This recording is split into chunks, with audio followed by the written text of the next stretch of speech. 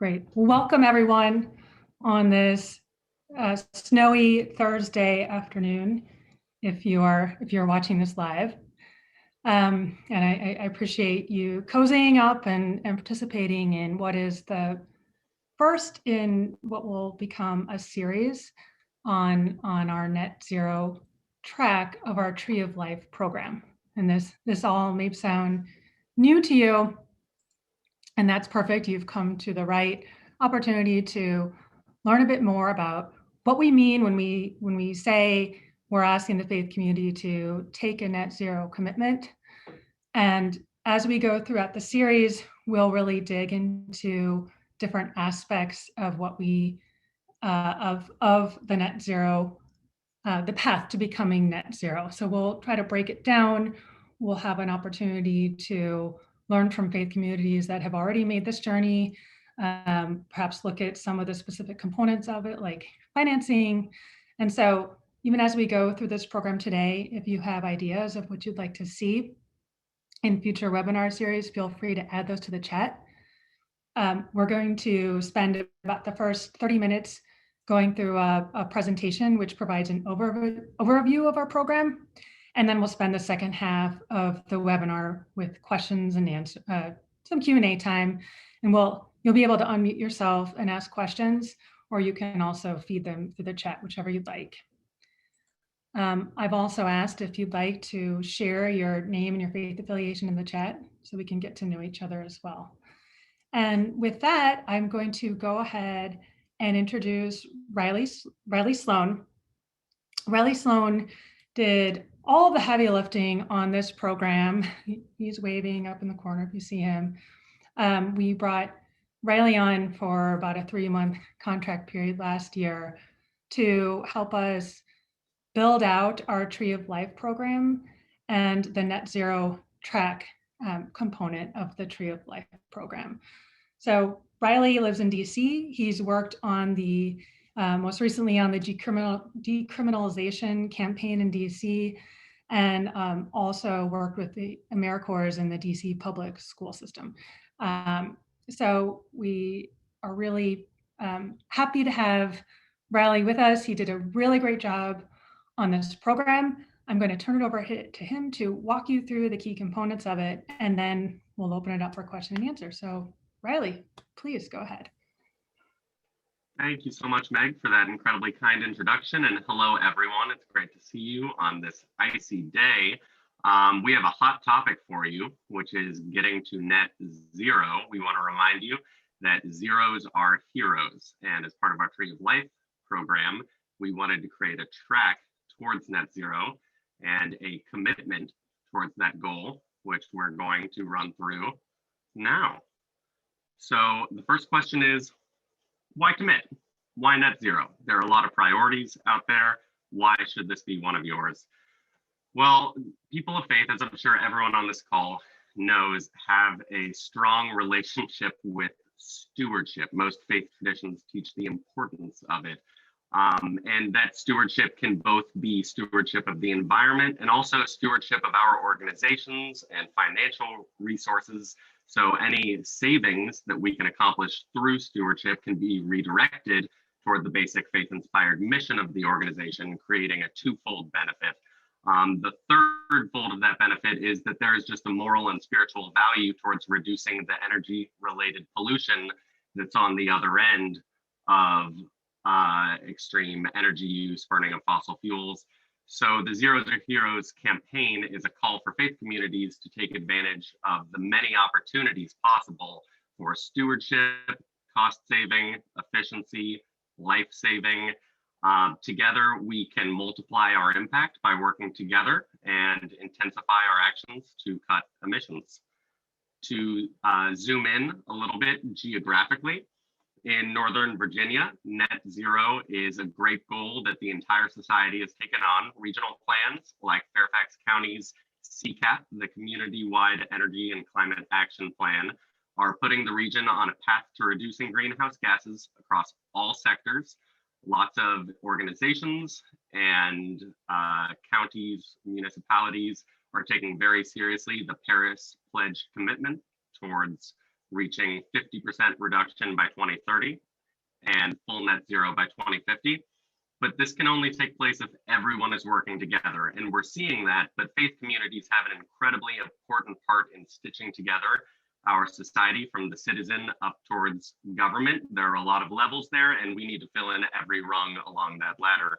So the Zeros Are Heroes campaign and Net Zero Track for Tree of Life are designed to help the faith communities of Northern Virginia take that place in the forest of eco actions, which is going to accomplish these goals. So that is why this program was created. It's to help faith communities serve as part of this patchwork of solutions that is going to transform our problems into opportunities. So how does the program actually work? How is this going to help faith communities make such a transition? There are 6 steps to the program. We have this flyer detailing them, but let's go ahead and just dive in with the first, which is make the commitment. You can join people of faith around the world in committing to net zero carbon emissions by 2050. This is a goal that is across the globe after the Paris conference, and we would love to encourage everyone possible to jump in and contribute towards that goal. You can find that commitment on our website. Go to Programs and Tree of Life, or this is the URL. There are also links to it all through the handbook and online. So once you make that commitment, you have said that your community is going to shoot for this goal of net zero by 2050 and accomplish the goal. The framework to help you here is our Tree of Life program. It's the complementary eco actions program for members of FACTS's Faith Community Network. So basically, if you're involved, we want to support your sustainability progress through Tree of Life. But Tree of Life can go in a lot of different directions. You can focus on reducing waste. You can focus on activism and environmental justice. So we created the Net Zero Track to create a tailored but flexible path of actions in Tree of Life, which will bring you towards accomplishing the goal of net zero. So all members of our community can use the Tree of Life program to advance. And if you make the net zero commitment, we have a track of actions in Tree of Life, which are going to bring you towards that goal. So to dive in to what happens once you make the commitment, you organize your community. You may already have an active green team in Tree of Life, or a sustainability team, or a stewardship squad, which are unconnected. You can roll these in. Your team may already be in place, but you need some kind of group to identify the decision makers and take the lead on planning and implementation. As I said, this may be your Tree of Life green team, which would grow you your trunk in the Tree of Life program, but regardless, for net zero, you have a team that's going to be making your plan. Once you have committed and you've designated a team, you can set a reduction goal. The way that we set a goal is we benchmark our carbon footprint. Once you know how much carbon you're emitting, you know what 50% by 2030 looks like, you know what net zero by 2050 looks like. We need to figure out where we are so we can determine where we need to go. There are some great free tools for benchmarking. We've got a couple here. There are more in the handbook that I'll suggest, and I want to just run through these 3 very quickly. The first is Cool Congregations. They offer a variety of calculators. Currently, their congregation calculator does not seem to be online. I hope they will fix this, but they still have a household calculator, which is very useful and members of your community may want to use. You go through, you answer very easy questions. You have your energy bill in front of you, you put down the figures, and you get a breakdown of exactly where and how you are using greenhouse gases or emitting a carbon footprint. And then you can identify where and how that's distributed, use that. But most importantly, you have a baseline figure for us to determine a goal off of. So that is a great, straightforward calculator with dynamic results to look at. The next wonderful option is carbonfootprint.com. It's also a very straightforward calculator. It's meant for households, but it works well for congregations because you can just fill in the house portion, look at secondary. If you have a van or any kind of vehicle, you can fill these things in So it does work well for congregations. And at the end, you get a really simple figure broken down by source. So that is another great free tool. It's multilingual, so lots of flexibility and more access there. And the last tool is a little bit less, it is less simple than the others, but it can offer you a lot of long-term functionality. It has a lot of amazing features that are, I believe, worth its complexity, but it is the EPA's free Energy Star portfolio. Essentially, you create a portfolio online. Almost 25% of US commercial buildings actively benchmark using this tool. And you go in, you add information from your energy bill, and then it has a comprehensive long-term tracker where you can keep track of your energy use, your water use. And it's not just a one-time calculation where you put figures in and get a single result. It is an ongoing dynamic system where you are keeping it updated and it's keeping you updated. They have a benchmarking starter kit, which I have shown right here. And we have links to all of this in the handbook, but this is where you would find the benchmark starter kit, which just gets you going, gets you benchmarked, and that would be more than enough for this step. So I know that was a lot jumping into the three. I just wanted to show you some of the options, but the third step here is just you use a calculator or a portfolio manager to get a number for your current emissions level. And then with that, you know where you need to go. So after signing up, making a team, and calculating your emissions, the next step is to make a plan. Once you know where you need to go, you can figure out how to get there. So we suggest conducting an energy audit. We have lots of resources for do-it-yourself and free energy audits in the handbook. It is much like a benchmark, but the goal is not just a simple number at the end. The goal is to really get an assessment of where the opportunities are for energy upgrades. So we have lots of resources for free and DIY energy audits. One could also find a contractor and we could help connect communities with contractors. But the energy audit is a great tool to figure out exactly where the opportunities for energy efficiency, savings, upgrades, where those are. So as part of making a plan, that might involve an energy audit, considering specific energy efficiency projects like an LED lighting upgrade or upgrading the HVAC filters. We have lots of suggestions here, both in our handbook and in the resources found there. One might also want to consider renewable energy, though the first step is going to be efficiency upgrades. Those are going to be easy, low cost, and have long-term benefits. Once those are accomplished and you've thought about financing, switching over to renewable energy, adding solar panels, those are great next steps, but they are going to come with more of an upfront cost for longer-term gains. Last of all, creating a funding strategy, considering going for low interest loans. There are government funding options, power purchase agreements, or a capital campaign.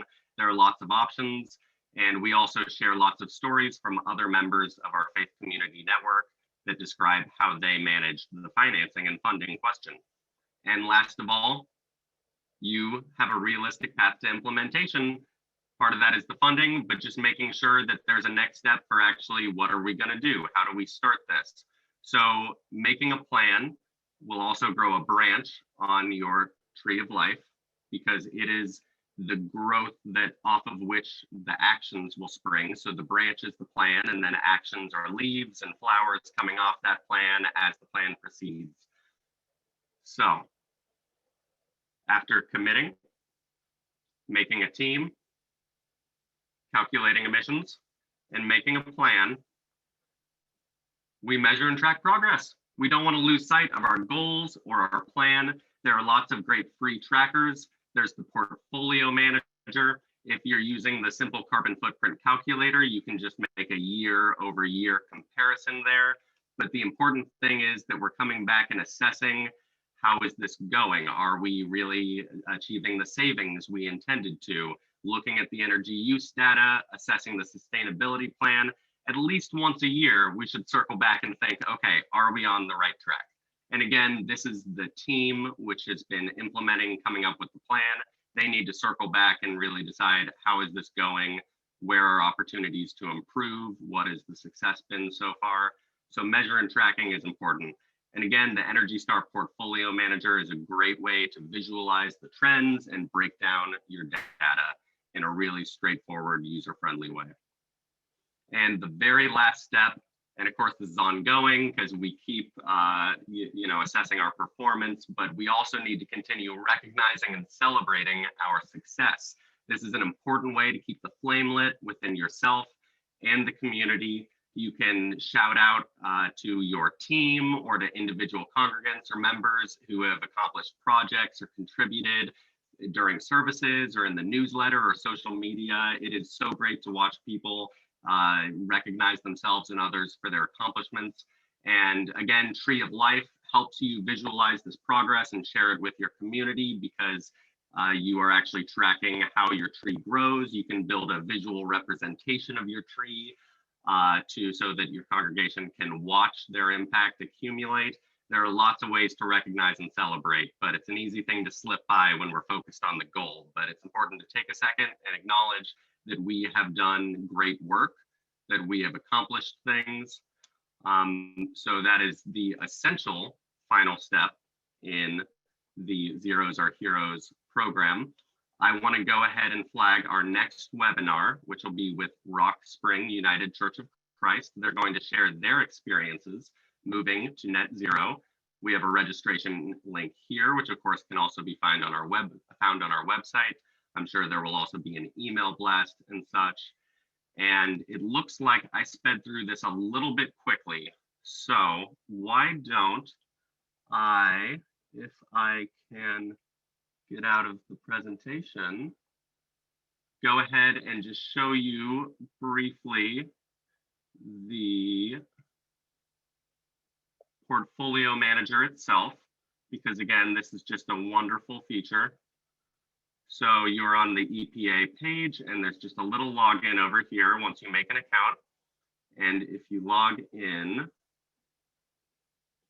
it will load too slowly for smooth narration, and then we are in. So again, it looks like a lot, but there's a very simple process of just adding in the details of your energy bill, and then you will see it'll keep track of the trends for your energy use index, how much energy and water you're using. There are more advanced options for sharing and reporting, but you don't need to get into all of the nitty-gritty here. You can start again with the benchmarking starter kit over here on the left. There's a link in the handbook. You won't have to navigate the website to find it. And this has a really great quick start guide for just doing the very basics in the portfolio manager. And if you use that for your carbon footprint calculator, you could always then, as you'd like, as you go along, decide to use the broader functionalities and options within the portfolio manager or not, if you'd like to keep it simple.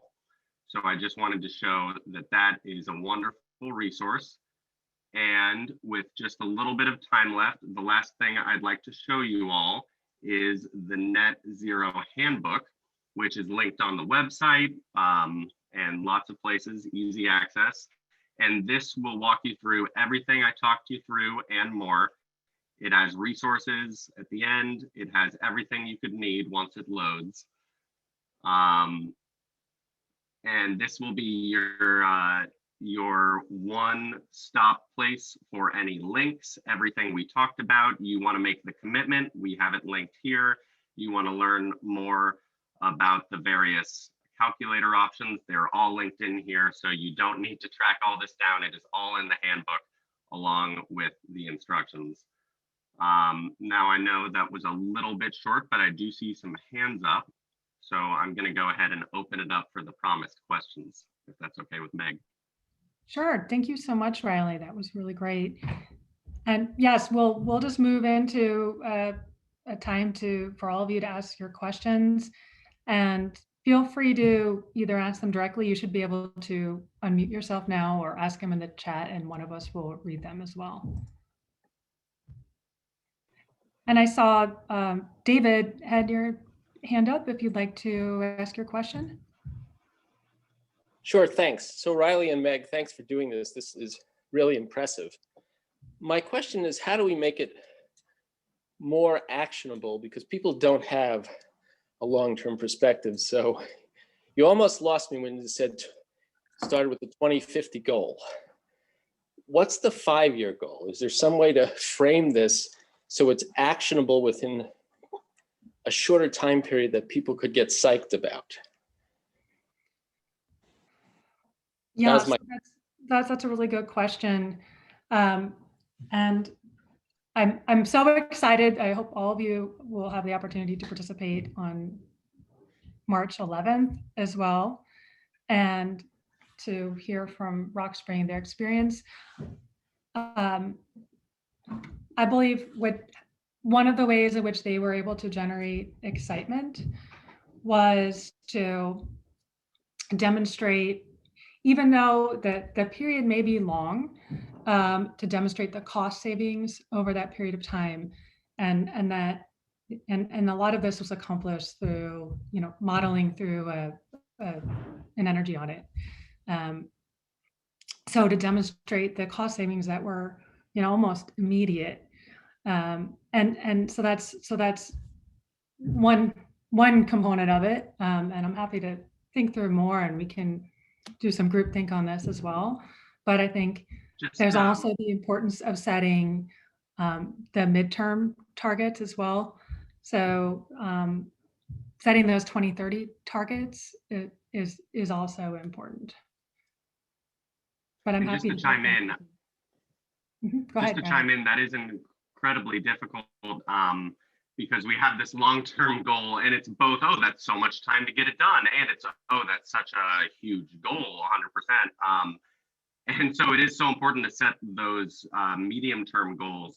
It is difficult because we want this program to be a resource and a path for all communities of faith, which can differ so much. They can have a campus, they could not. We see all kinds of sizes of community at different stages on their sustainability progress. So we really wanted to keep it open-ended in that sense. So our goal is really to get people engaged and involved with the process beginning, creating a team, making a plan, just starting to think, what are the first steps? Because with such a long-term goal coming out of the Paris conference, it can be easy to find yourself in inaction because it seems so large. So we just want to get people making the first steps of thinking about that, creating a team, what are the first steps? And once they have their benchmarked carbon emissions and a team in place and can really think about their specific needs, then the hope is that actually gives them the framework to create the short-term goals. Whereas when you don't know the specifics of a community, it's hard to lay them out for them. So the world just has this 30-year goal. So our hope here is to help communities develop their own short and medium-term goals, which we don't think we can provide for them, if that makes sense. I had a question. The baseline is a little unclear to me when, I'm not sure if that's how this program is working, going back to a baseline, but with the Paris climate, it says 50% reduction by 2030. And what's the baseline? What is it, 2005? Do we go back and put in our carbon calculator what we thought things were happening at 2005? Because I imagine we've, probably already dropped down a bit from there. Do we just start from today? And then with that net zero, obviously that's not total zero, but do these carbon calculators show you how do you know when you're net zero? Because there's obviously sinks that are natural that work. So just a little unclear of the numbers of how that all works out. So I'll start off answering, and then anyone else is free to chime in. Since our target is net zero, not an absolute reduction, that it starts with when you do your baseline. So the idea is whatever carbon you're producing now, we want to get to a net zero by 2050. So, and what that means is that yes, there will be residual energy usage. We will not be able to get that to zero without any offsets. So that's why we look to energy efficiency first, reduce your energy load as much as possible. Then you look to the offsets, whether it's through renewable energy or sometimes credits and so forth, that then takes it to either net zero or or even positive, net positive. So let's see, did I answer both components of your question? Did that address it, Janet? Yes, I guess I was caught up on the 50% and 50% of what. So I just wasn't sure. That will help us decide our goals by 2030. Are we going 50%? We have to get to zero anyways, but there's a, I've seen a number of like 2 tons of carbon dioxide per person is the goal by 2050. And I thought that was another interesting way to see what are we producing now? How do we get there? That's per person, but do you have anything to say about how that would affect parishes? Because that would be a different number for a building. And how would you translate those numbers? So this program is right. So another extension of this would be the carbon footprint of all the individuals, and that's another challenge in and of itself. This particular initiative is really to look at what's going on from a building and water and energy consumption perspective on a faith community's grounds. And so I really can't stress enough how important it would be in order to get really accurate results. The energy audit and probably for the level we're looking at really require a level 2 or level 3 audit to do the level of sophistication necessary to understand that roadmap and what it's going to take to achieve those reductions and what will be the cost savings in return. So we wanted to, for sake of this program, we wanted to make it as inclusive as possible so that if we were just sort of communities kind of wanted to dabble in it, do their own benchmark, that there is a DIY component to this, and that low cost, no cost sort of opportunities exist, and a community can still make forward progress without energy audits and so forth. But to truly get to net zero, the modeling will be really important. And again, I think you'll see that we start hearing from some of the faith communities that have gone through this, because then you start looking into some significant expenditures, and you really need to understand what are your cost savings in return. Thanks, Just Meg. to add to that, I think we definitely want to keep this open so that if a community is really on top of this and has already been baselining and can calculate all this and use the portfolio manager and really get in depth, that's fantastic. But if another community doesn't have that kind of overhead and uses a simple calculator starting this year, but the goal is still net zero by 2050, I guess we're just very happy to take people as they can come with their level of commitment and sophistication, as long as we're just getting people with moving with forward momentum towards the goal.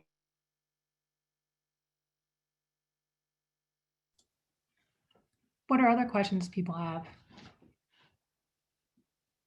Jerry. A comment more than a question. I just did a comparison of our church's electric bills between 2019 and 2020 and discovered we did a great job in 2020 because we reduced our electricity consumption by about 45%. So I would suggest if you're starting that you want to take 2018, 2019 numbers as a more realistic base. That's a really good point.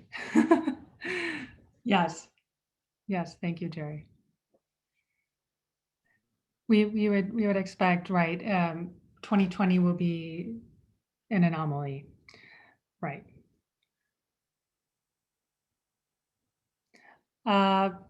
Doug? Mute. We're dealing with a long-term situation here, and in our situation, we have some very old historic buildings, 2 of them over 100 years old, and the idea of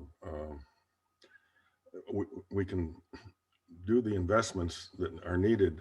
First, go through the process you're talking about, but realistically, it's would be very difficult given the current base there to be able to be net zero in those buildings. And you mentioned one option is doing what we can to make cost-effective retrofits, maybe that will pay for themselves over 20 or 30 years. But beyond that, we'll still be on a net positive situation. And one option is to go to the, as you mentioned, the carbon offset market.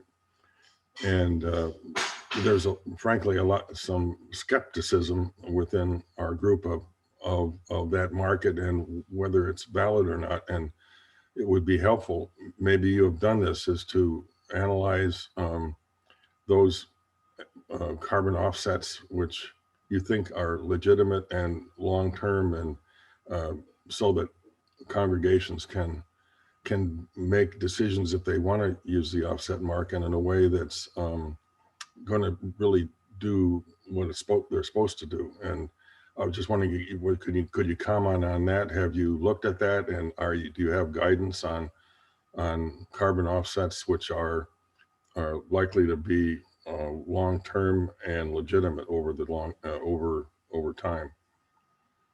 Yeah, thanks. I think your concerns are definitely valid, and I think there's definitely reason to have skepticism. The question has come up before, and I think we don't have a list right now of recommendations. I think it's a good future topic for us to consider. And it's also a really ever-changing environment as well, as you can imagine. And I guess thirdly is that we really want to stress that offsets is the very final step. It's not something we would recommend leading with. That in the order is energy efficiency first.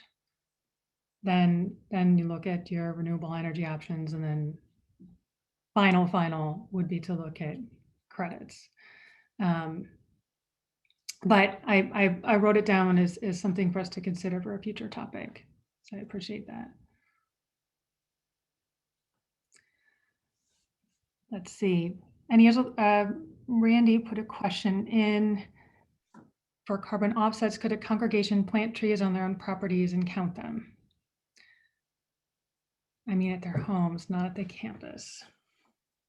I was going to say in response to Douglas's question that it would be interesting for your congregation if they want to pursue action and feel that they can't due to the situation with the buildings, to expand this campaign to their personal homes and either collectively or individually do household calculators and pursue progress there, which just ties in interestingly with Randolph's question of how to treat at-home upgrades of congregants in this program. And I may have different thoughts, but I think that may depend off of the faith organization and how they want to treat that. But it's definitely something.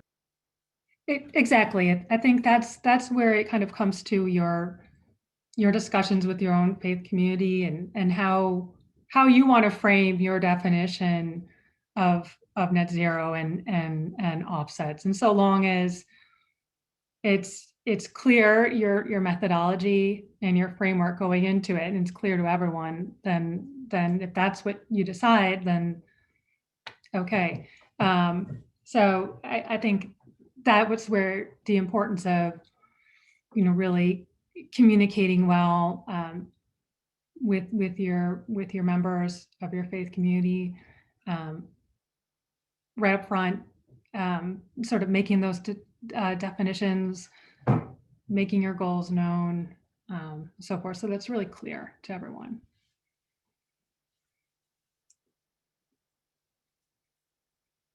Other questions? Okay, John has a question. Which of the calculators works easiest for individual homes and congregation campus alike, so that the work could more easily be a corporate experience as well as a household experience. Riley, did you want to address that? Yeah, so I think all of them could be used in both ways. I wish, so Cool Congregations has separate calculators for household and places of worship, and they're both phenomenal. The congregational, as they call it, calculator is currently down, and I've emailed them and have not heard back. So unfortunately, I feel like that would be the best. The alternative, again, is the second one is designed for households, but I think would work fine for congregations. I think any potential energy use could be fit into that household calculator, which is the second. So I think that would work great for both. And then EPA's portfolio manager, that may be a lot for individual homeowners to choose to use, but I think it would work.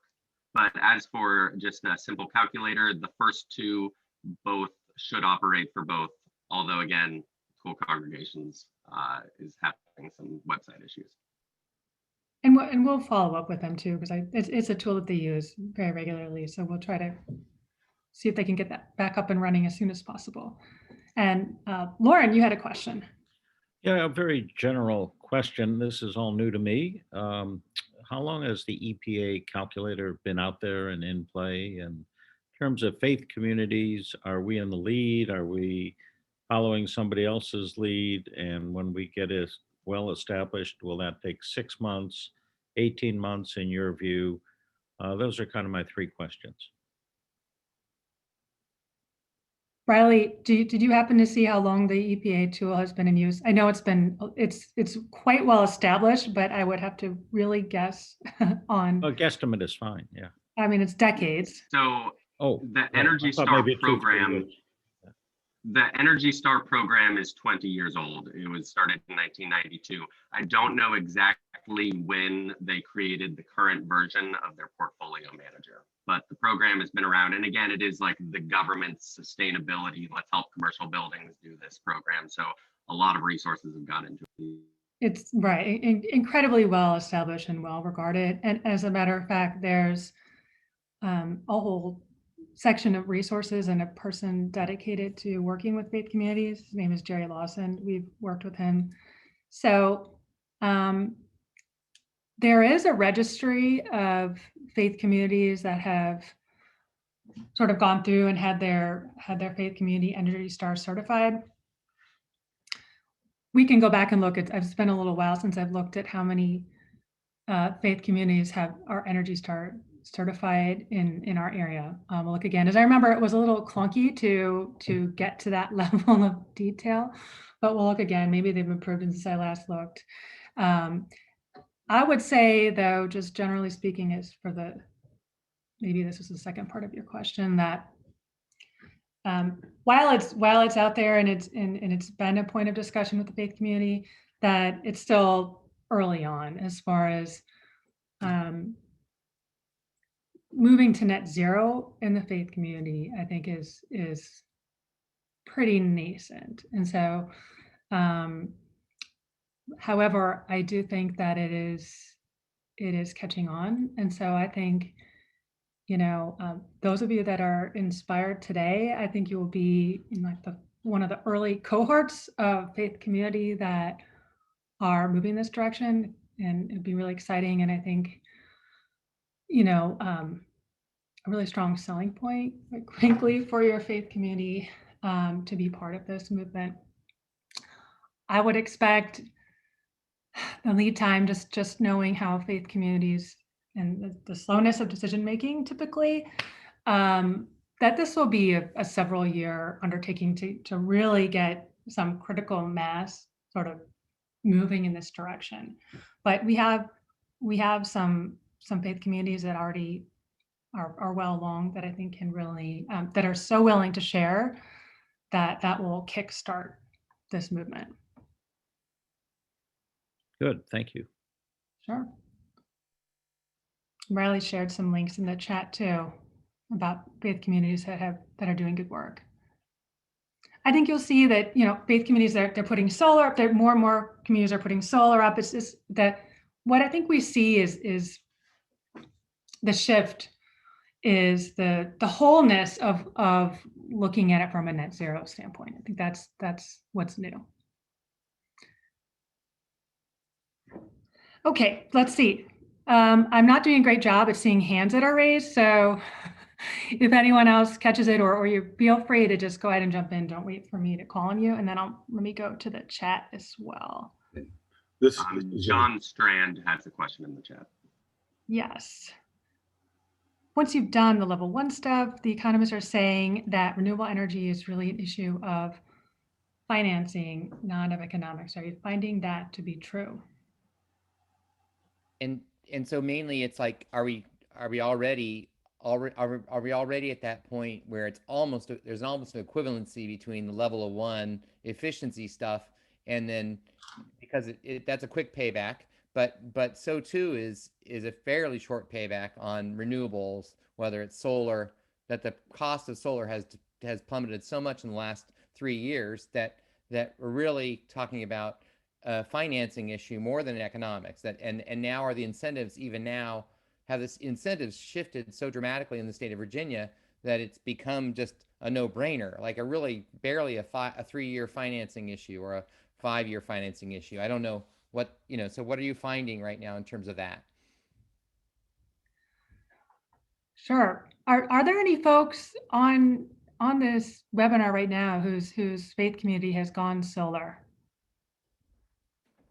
I'm looking at the list here to see if I recognize any.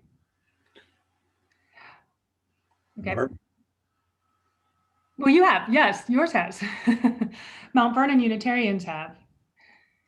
You haven't, but then you've had solar on for quite some time. Do you have any feedback on that question that John just asked? Or Barb or Doug? Randolph, Doug, Barb, and Wendy, I know have all raised their hands. Yes, Temple Road of Shalom is just now installing the solar, and I believe the payback period is somewhat lengthy because what is a power purchase agreement. And so what we've done is lock in our energy price over the next 20 years. And so our savings are based on an assumption that energy costs will continue to rise a certain amount each year. So I think the payback period is actually rather lengthy, but the key is we didn't have to buy it because it's a power purchase agreement. The provider paid for it. Yeah, Mount Vernon Unitarian Church, we've had a solar system in for 20 years or more, a fairly large one. And and we also put in a geothermal system. So we have both of those. We still aren't close to being net zero. We have a couple of very old buildings, as I mentioned, that are historic buildings that take a lot of energy. And so we have the problem of what do we do? What are we going to do to upgrade our solar system, which would be very expensive, or perhaps going to some other options which we didn't have when we first put it in. And so that's going to be a learning curve. So I'd like to ask another question related to help available. I've looked on the Dominion Power website, and they have assistance available to businesses and individuals to do energy audits and to come in and look at their HVAC systems and the whole system and recommend ways to make it more efficient. Is that something that congregations have available to them, and do you have any experience with that as whether that's worthwhile?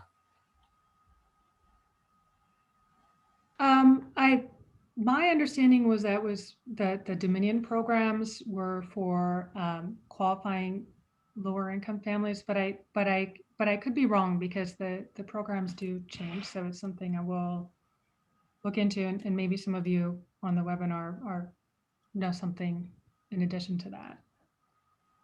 Okay. We have included lots of different options. I think that I think John's definitely right that the economics are only getting more in renewables' favor. We suggest, of course, that efficiency upgrades are always the first step, but I think renewables should be considered from day one and some kind of timeline and feasibility assessment made there. In our handbook, we've got lots of different options for funding there, because I think that it will just depend on the community what solution is going to work best for them. So that includes, again, the county grants, power purchase agreement, but also things like Blessed Tomorrow is currently offering an online platform to connect houses of worship with attractive funding and qualified contractors for sustainability projects. Again, where we're talking about for-profit entities, but that is a tool that's being offered for free during the pandemic that we have linked for one to look at. So I think there are lots of options for financing, and we wanted to make sure that you have as many of those as possible in front of you when these discussions are.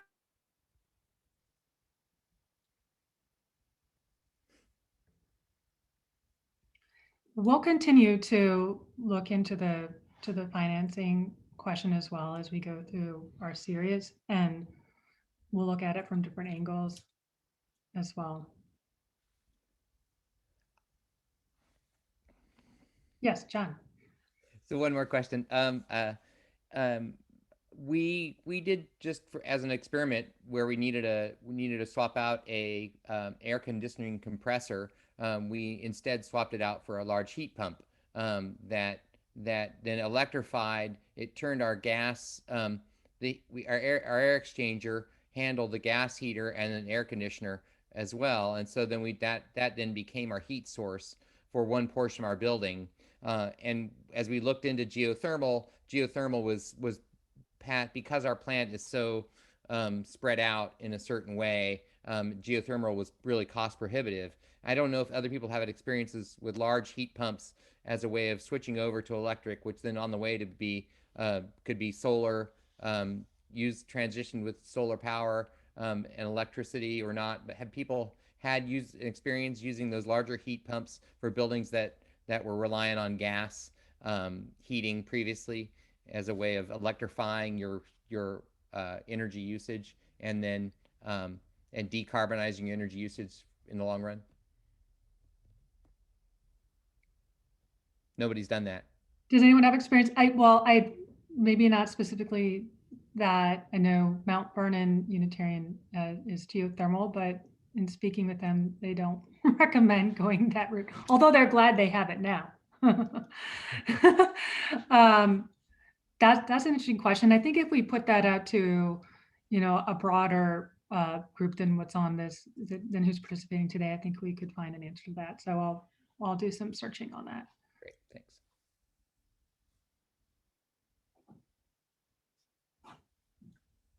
Other questions or other topics you'd like to see in future webinars?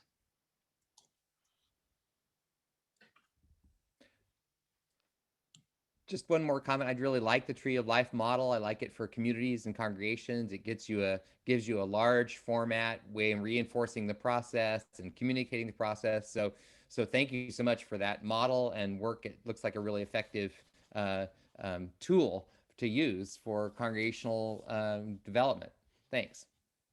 Thank you, John. Well, when we're back in the building, we'll create a visual for all of you. John Strand is my rector, who I haven't seen in person in a long time. Yes, Lauren. Related and unrelated topic. 2.5 months ago, I got introduced to a documentary called Kiss the Ground. Mm-hmm. About 10 days ago, Citizens for Climate Education and Citizens for Climate Lobby sponsored a webinar for 1 hour that had among its stars 2 college professors, regenerative farmers, a congresswoman by the name of Abigail Spanberger, and a new member of the House of Delegates, Rodney Willett. It is a sensational 87 minutes, in my estimation. Regenerative farming has something to do with one little chapter in Paul Hawkins' book Drawdown, which is, it features it. And apparently deserts forming across the planet have counteracted the Earth's ability, I'm not a scientist, to draw down carbon from the atmosphere. So between smarter farming in countries like the United States and putting deserts back to work in countries like continents like Australia are all part of a new movement that has gotten underway. So, Meg, what I'd like to do is forward you the link, which had been forwarded to me a few days ago, about a week ago now, by a senior officer at Piedmont Environmental Council. And then you take it and run with it to the extent that you think it may serve everybody's purposes. No question there. Perfect. Will Thank you you. or will you not accept that link? I will accept the link Okay, and I will share it. Thank you. sure. Other questions? We still have a couple more minutes. Yeah, Jerry. In exploring getting solar for our church, I've discovered several ways of financing. One, if you can afford a loan on your property, there are low interest loans available through denominations. I know the Presbyterian Church has that. And also our denomination has grants to go towards the purchase of the solar. I've also discovered what's referred to as a donor PPA, where you assemble a group of individuals in your congregation and they form an LLC and enter into a PPA. And oftentimes those periods of time in which they're willing to go far less than the 20 years. Some schools are doing it for like 5 years. And I have run across a group that does it for 15 years. So there are some alternatives when you go to the PPA route. Usually if you have an installer that's familiar with it, they will manage the PPA for the group, so there doesn't have to be any additional work put into doing the billing and tax information and such distributed. But just to give you an idea, in the first year, you get all of the write-off that you will be getting for the time, the whatever period you're having it for. And that amounts to around 50% of the total cost. So if you had donors that were willing to donate $100,000, after the first year, they would get 50,000 back. So. Thank you, Jerry. Yes, I think we'll see that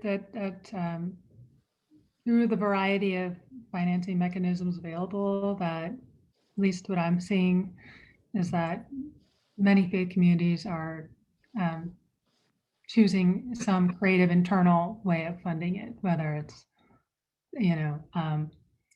there's some sort of loan from their own community, or forming an LLC with community members and so forth. So we can, I think most definitely this will be a future webinar where we'll talk through some of these models. Hi, this is John Bloom. I have a comment. Yeah. And it's just something of a reaction I've had to the kind of timeline for advancing net zero plans for faith communities. And that is a quote from Bill McKibben that is, from where we are right now, winning slowly is the same as losing. And his point is that what happens in this decade and over the next few years is much more important than what happens later, that we're at a real turning point. And translating that to kind of net zero plans, I think it used to be that the advice was to do all you can on energy efficiency, spend some years doing that, and then think about next steps. And I think the more modern view is that you can plan for both and do both simultaneously. That you don't need to take years to roll this thing out. And you have, for one thing, electricity use is going to go up, not down, because we're going to be converting our heating systems to electric. We're going to be charging more cars on site. Used to be that the idea was you drive down your energy use so that you don't accidentally install too many solar panels. More likely we're going to need to kind of max things out to be able to cover our heating systems and charge EVs and that sort of thing. So it's really, energy efficiency is preferred because the only thing better than renewable energy is no energy, so it's preferred, but you can take that into account in planning, and you can still go ahead with the PPA for a rooftop system sooner rather than later, in my view. Thanks. Thank you, John. Yeah, that's a great point. I think the urgency factor is really critical, and I think these parallel tracks can definitely occur. And I think through an audit that will map it out too. So the projects, depending on how your financing works out, can happen parallel to each other. Others have any thoughts or feedback? The other John? My daughter just keeps reminding me that the Paris climate timeline is way too slow. So she just like, don't kid yourself. So Yeah. Others? I think we could do one final question if anyone had, or final comment. Meg, could you preview what you're going to do on March 11th? Sure. So on March 11th, that one will be in the evening at 7 p.m. Rock Spring United Church of Christ is already at least a year into their net zero journey, probably started much earlier than that. They are going to walk us through how they got to where they are today, and specifically in how in the decision making and how they worked it through their own membership to create buy-in, and that was really heavily based on numbers and modeling that they did gain through an energy audit process that they went through. So they're going to spend a lot of time talking through that, and then go through, then they can address anything that anyone wants to dig into as far as what their projects are going to look like, which does include both energy efficiency and solar, and not to steal their thunder, but that their savings are even better than anticipated. So their payback will be earlier than they expected. And they can talk about how they set up, they went through a lot of different options for their financing and how they arrived upon the decision that they did. I really encourage all of you to attend. They're doing a great work there.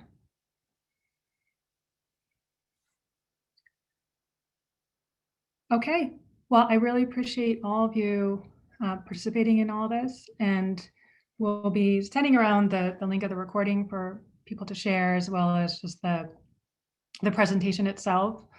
And the handbook is on our website under programs, under net zero, and we'll of course always help you find that as well. And then I'm sure I'll hear from many of you between now and then, but I hope to see you on March 11th as well.